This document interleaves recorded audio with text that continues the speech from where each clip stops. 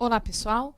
Estamos de volta com mais uma aula. E a aula de hoje é sobre o romantismo. Então, para vocês que estão nos assistindo, estamos numa aula de romantismo em Portugal. A nossa aula de hoje envolve também o romantismo no Brasil. Eu sou a professora Bruna Bardez e vou explicar para vocês algumas características que são de suma importância, que caem no vestibular, né? Ainda mais na segunda fase, na primeira fase dos vestibulares, quando eles pedem uma leitura dos livros e pedem para vocês analisarem como que vocês encontram as características.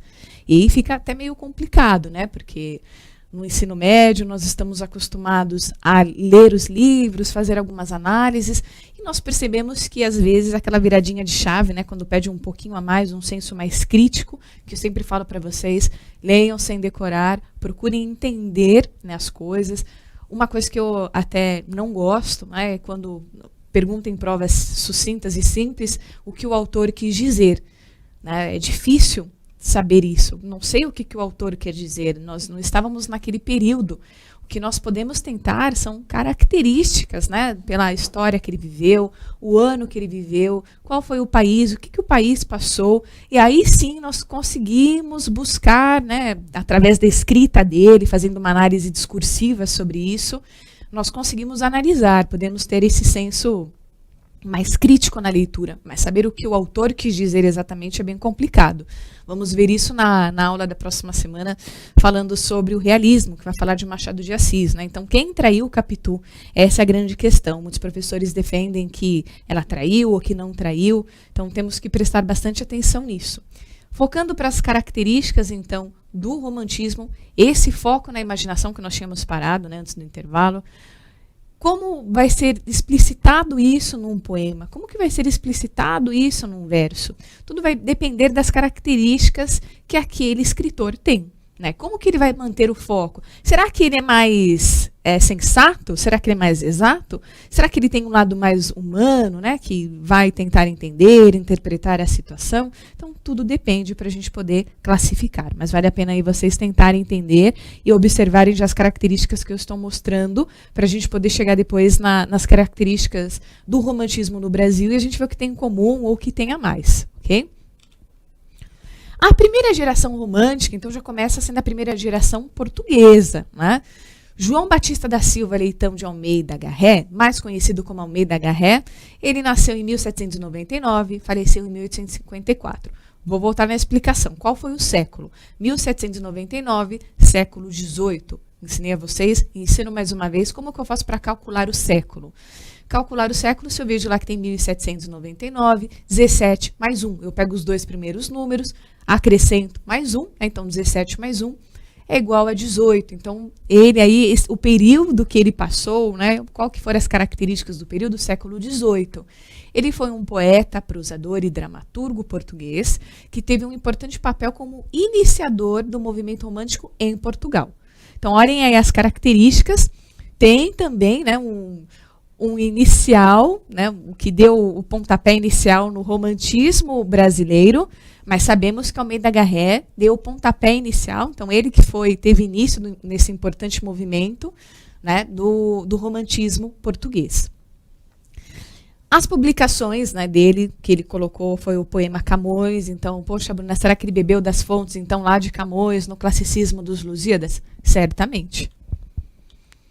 Temos o Alexandre Herculano, que entre 1810 a 1870, então século XIX, foi um escritor, historiador e jornalista português, um dos principais autores do romantismo em Portugal, ao lado, né, de Almeida Garré e Antônio Feliciano de Castilho.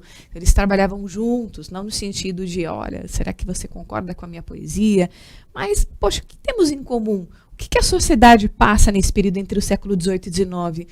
Será que esse sentimento que eu tenho eu posso colocar na minha poesia? Sim, deve.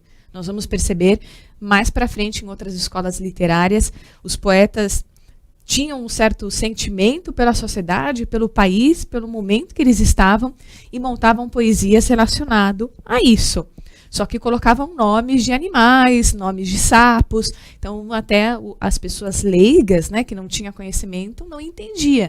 Depois de um certo tempo, elas foram interpretar e até era relacionado a elas, ao período literário. Temos também Camilo Castelo Branco, 1825 a 1890. Ele foi um dos maiores escritores do século XIX. Ele escreveu Amor de Perdição. Provavelmente você já deve ter ouvido falar, outros não.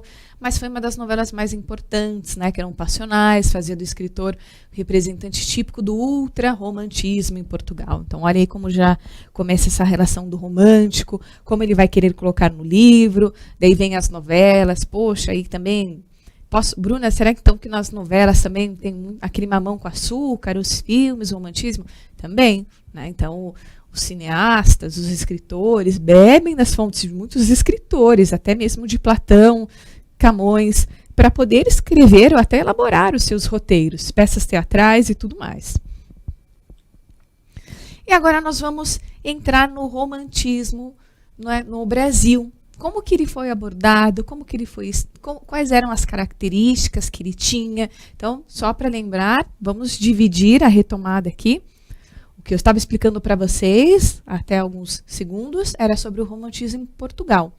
Vamos perceber agora algumas características que o romantismo no Brasil possui e vamos notar também quais são os escritores que surgem, né? O que eles fazem, qual a história de vida deles. Vou contar só um pouquinho, que isso não é relevante. Algumas coisas sim, né? Nenhum vestibular pede a vida do autor, e que ano que ele nasceu, como ele viveu, se ele era casado ou não. Isso não pede, tá, gente? Ele pede, os vestibulares procuram focar mais nessas características literárias, né? No modo de escrita do autor. Eu até comento que é uma estilística. É o estilo que o autor escreve. Então, ele tem um jeito de escrever. Será que o Eça de Queiroz, às vezes tem alguns livros que ele é bem detalhista, são bem detalhados as histórias. Então, às vezes, 5, 6 páginas descrevendo a mesma coisa. Então, ele busca nisso, isso é um estilo dele.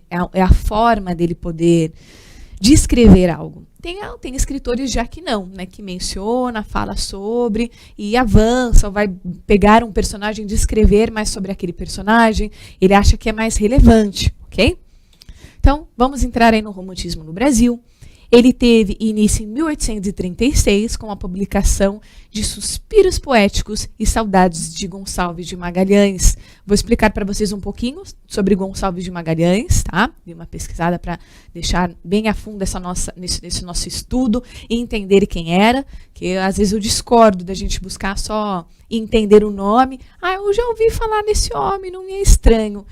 Mas se a gente tiver um conhecimento de saber um pouco da característica dele, o período literário que ele viveu, com certeza nosso discernimento fica mais apurado, nós temos um senso mais crítico para poder analisar sobre isso, tá?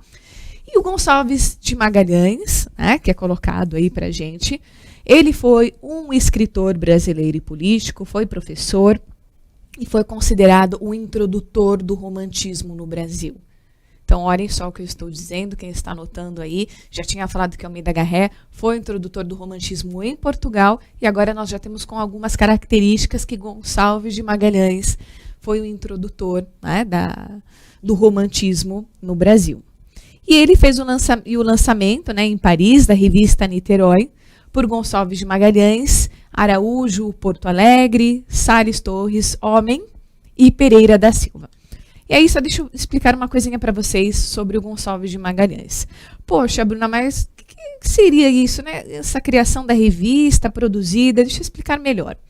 Quando ele viaja para a Europa, ele busca, né, aperfeiçoar os estudos, até como um professor, um estudioso político do Brasil, procura entender essas questões e ele vai, né, para a Europa, tenta buscar novos conhecimentos, né, relações de estudos, e nisso ele entra em contato com o romantismo francês. Então, olha só, lembra que eu falei para vocês que quando nós aprendemos uma coisa, nós vamos escrever sobre depois, quando cai na prova alguma coisa, uma relação, a gente bebe das fontes de alguns autores, bebemos das fontes de alguns filmes.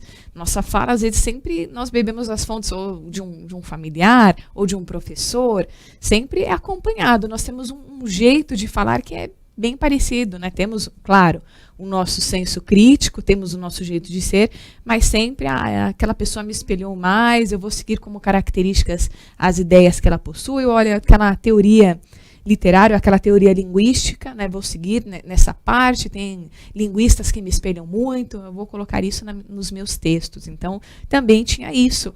E Gonçalves de Magalhães bebeu aí das fontes, né, do romantismo francês, tentou se aperfeiçoar para trabalhar numa reformulação literária do Brasil.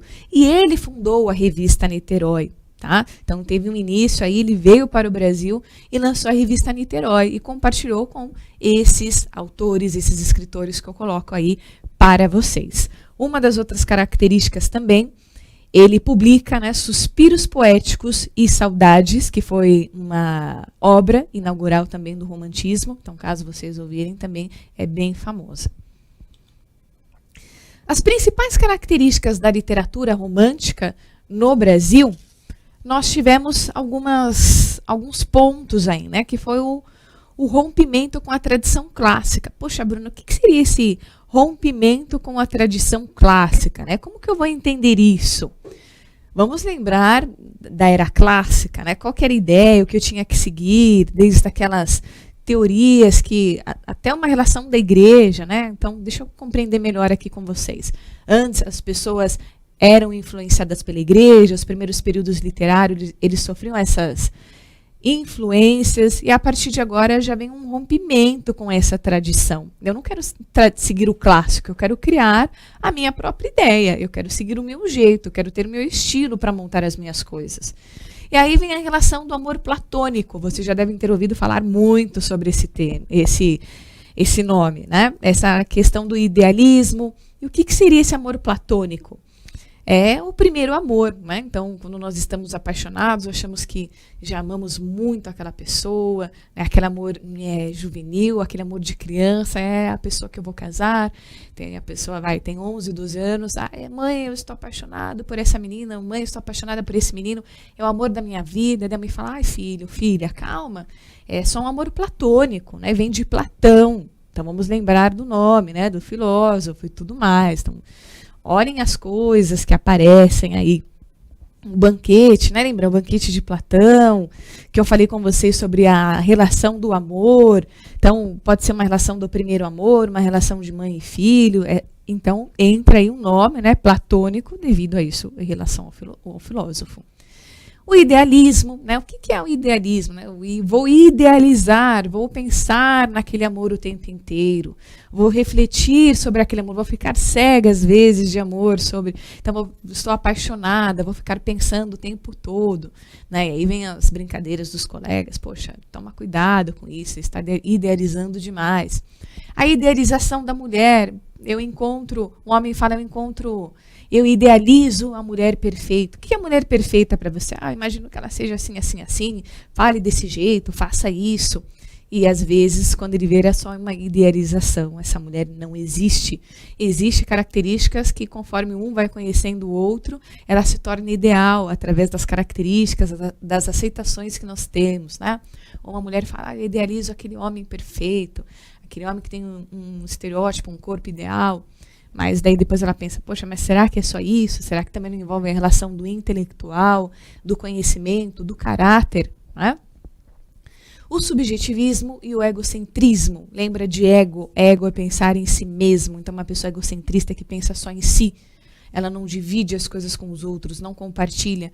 E algo subjetivismo, né? Do que é subjetivo. Lembra que eu falei para vocês? Eu não consigo explicar com muito detalhe algo subjetivo. Tem diversas ideias, diversos pontos de vista relacionados.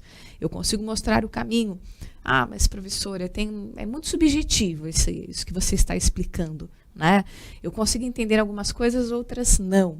Então, sim, algumas características de matéria de português, matemática, história, geografia, tem coisas que são subjetivas para nós, né? Por que 1 mais 1 são 2? Isso é uma coisa lógica. E outras contas, ou por que aconteceu isso no período de Portugal, por que aconteceu tal guerra? É meio subjetivo de explicar, porque dependia da situação literária, dependia do período que eles viveram. Então, vamos refletir sobre essas palavras. Vocês viram que está dando como características. E o indianismo, que eu tinha comentado com vocês, né? Então, a relação do tema do índio. Lembra que na nossa linha lá, Eu comentei com vocês que o nacionalismo, nós vimos voltar à valorização do indígena, vimos lá no nacionalismo quanto os índios sofriam para ser catequizados, né? Então essa relação de catequizar um índio, como vieram as tradições portuguesas para o Brasil. Vamos dar uma pausa, tomar uma água, um café e já já estamos de volta.